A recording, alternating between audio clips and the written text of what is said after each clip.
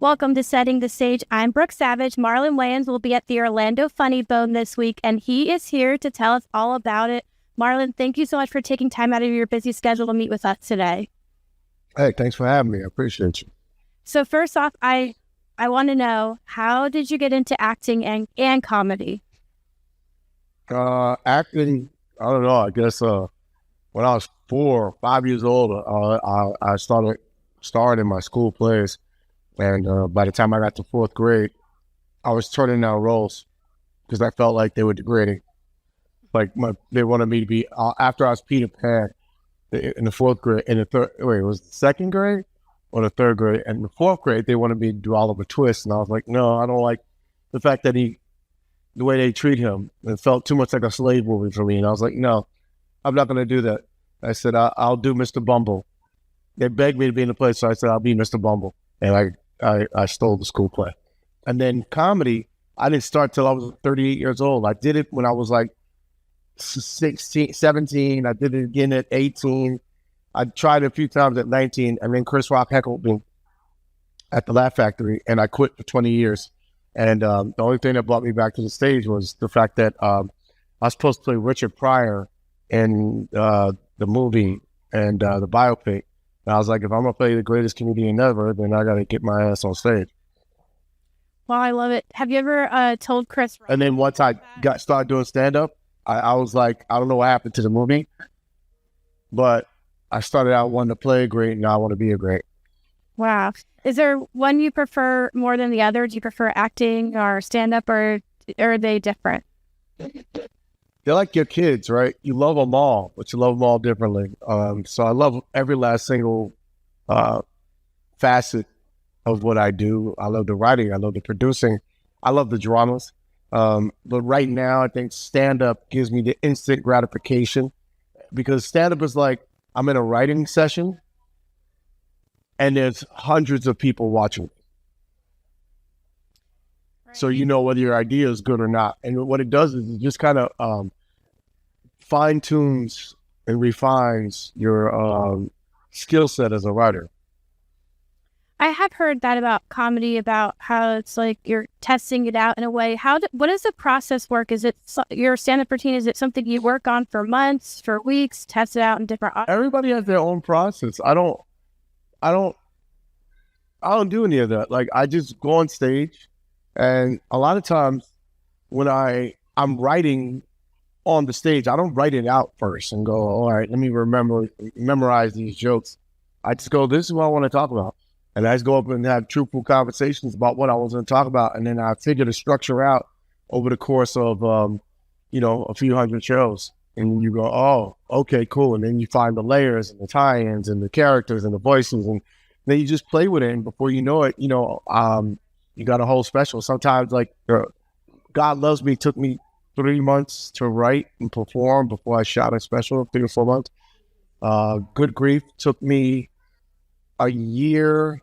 And then I stopped to do God Loves Me, and then my dad died. And I was like, oh, great, I needed this extra 15 minutes. And then I finished Good Grief. So, yeah, tell us a little bit more about Good Grief, because for people who haven't seen it, it's a lot different than any other type of comedy special. Yeah, I mean, it's me dealing with, I think we have all in the last 3 years, dealing with COVID, and, we've all dealt with so much death, and I think it's and grief and devastation. So it's just about laughing your way back to your refined version of yourself. And it's okay to cry, but make sure you gather these laughs along the way. It's just, it's basically, I should have named it Dodging Depression, but it's really funny. And then out of nowhere, it gets emotional, and then it gets really funny again. So I think I think the vulnerability, man. There's only 2 guys I've ever seen really vulnerable on a stage, and that was maybe 3: Richard Pryor, my brother Damon, and Robin Williams. Wow, and I definitely appreciate that, because I don't think I've ever watched a comedy special where within the same minute I was laughing and crying, and I took away a heartfelt message at the end. I think that is a big deal. Well, thank you very much. Thank you. I appreciate you.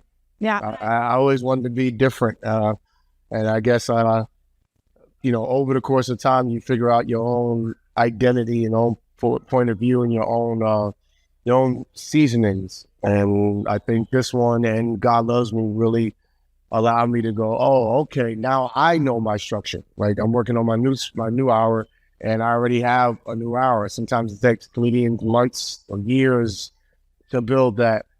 I'm weird. Like I'll do a special and then I go the next week, I'm on a stage working on what I think my next hour should be. Like once I film this, I know what my next hour is going to be.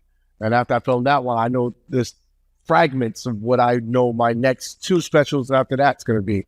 But I just got to go talk them out. It's really cool how that works.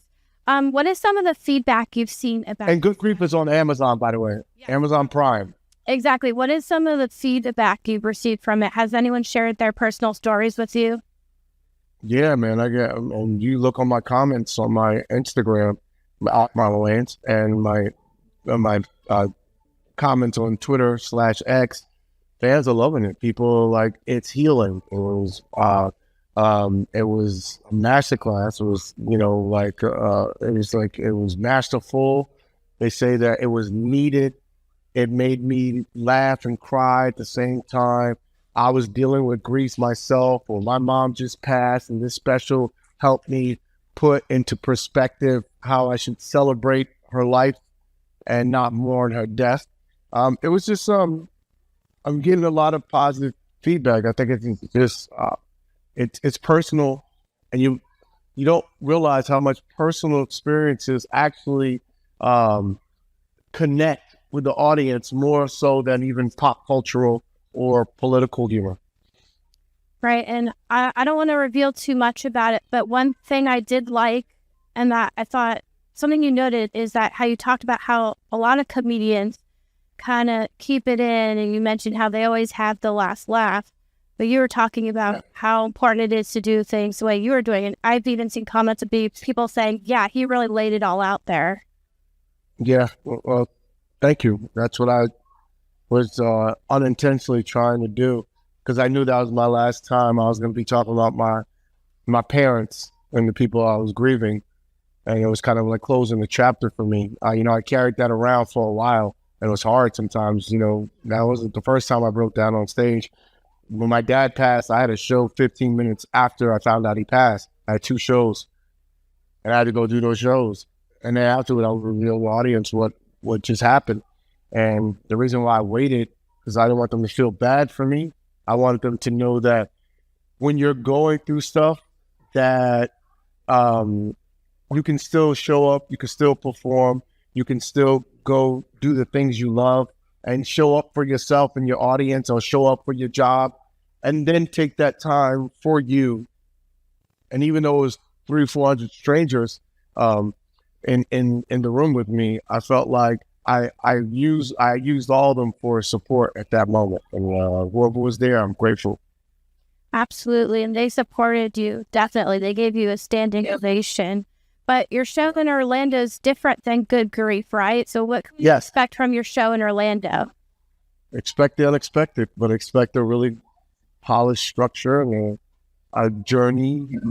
Once again, a personal journey that I think that everybody's going to relate to. But it's really funny, and it's crazy, because that's just me. I'm like sweet and sour at the same time. I'm like one of those, what's those warhead candies? You have them and they're super sour. It's like, what the hell? Okay. And then after you suck them for a little while, you're like, oh my God, that's really sweet and really good and really enjoyable. I think that's my humor. Yes, the warhead. Yeah, or like a Sour Patch Kid. Yeah, like a Sour Patch Kid. So, except I stay sour a lot longer than the Sour Patch Kid. So, will you have like another message, or leave? Are you also planning to leave something with the audience? I always leave something.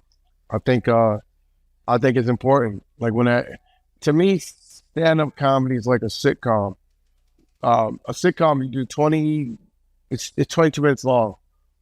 20 minutes should be hilarious. 2 minutes are hard. And so with stand-up for me, It's 58 minutes of hilarity and 2 minutes of heart. I definitely appreciate that because, I mean, I'm not an expert, but I feel like some comedians, they tell a lot of stories, but I've noticed you're telling, if you tell a lot of stories, you have a message at the end. So I definitely appreciate the heart you add to your stand-up. Well, thank you. I learned in life you can make people laugh and that changes their mood, but if you leave them something that will enhance their life experience or give them something to think about, I think that makes the impact of art a lot more intentional. Exactly. It makes it more memorable for sure. And you're also in a movie coming out next year, right? A psychological. Yeah, I can't talk about it because Jordan Peele will kill me, but I am in a movie called GOAT. Well, now it's called Him, and it's going to be in theaters September 2025. That's all I could say. And after that, I'll get killed. You're not allowed to say if it's like a serious role or not? It's definitely a serious role. It's a psychological horror thriller. And I got to co-lead, me and Tyreek Withers, and the director, Justin Tipping is amazing. I just feel like this is it's a game changer. Right. And I do have to bring it up because I just find it interesting. I mean, not only are you busy, but your family's busy. I noticed Sean will also be at the Orlando Funny Bone later this year. Your brother, Yes. Damon, and your nephew are about to have a show on CBS. Yes, Wayans is the takeovers that are happening now. It's an invasion. The aliens have landed. I feel like it's always been an invasion, but we're well, now there's more. Now you got the kids doing it. Wow, I absolutely love it. And so I did want to know, I always find this question interesting. When people see you in public, what do they recognize you the most from, or what do they quote the most to you? I've been here around 30 years, so they quote so much stuff, everything from White Chicks to Little Man to Scary Movie to Don't Be a Menace, to my stand-up bits, to Wayans Brothers. I at this point, I've been doing it so long that when people say things, I'm like, what is that from? But because I don't hold on to the laurels of what I did, I'm too busy creating what's next and and that's what keeps me going, man. Once I do it, I let it go, and what's next? Absolutely. I mean, it's hard to remember everything, but is there any specific line? Because I've also heard about actors saying that they're hearing lines quoted to them in public, and it's almost embarrassing sometimes. I mean, like I said, I got so many movies. I'm scared, and half my stuff is R-rated, so you may not want some of these lines.